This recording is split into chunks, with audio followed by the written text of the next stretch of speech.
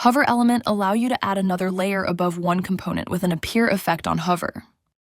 To start using hover, search for it in the element tab and drag and drop it onto the canvas.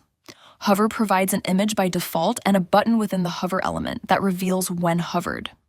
Choose an image first. Then click on the hover item. Change the effect to none to disable the hover effect when we edit.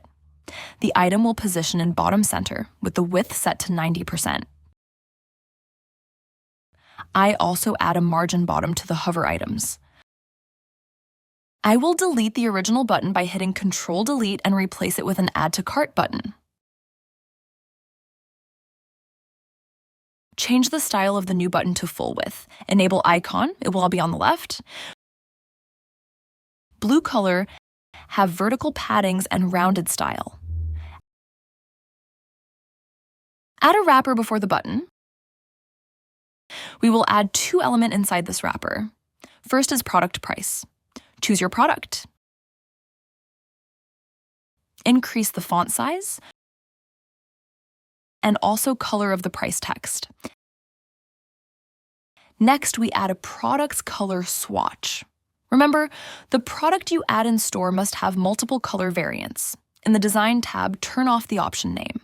Narrow swatches spacing and clear the default configuration to make it normal. Set the size to 20. And finally give the border radius a high value to round up the icon. To have two elements in the same row, choose the wrapper and change the direction to horizontal, and both alignments like in the video. And you're done.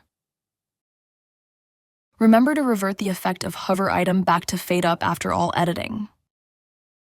Check the cascade option to have a stagger animation on children. The special thing about this hover element is that it can have multiple hover items.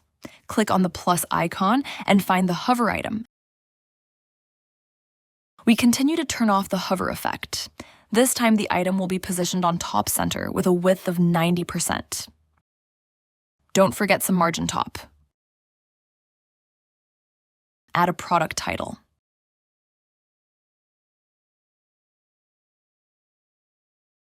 Change the color to white.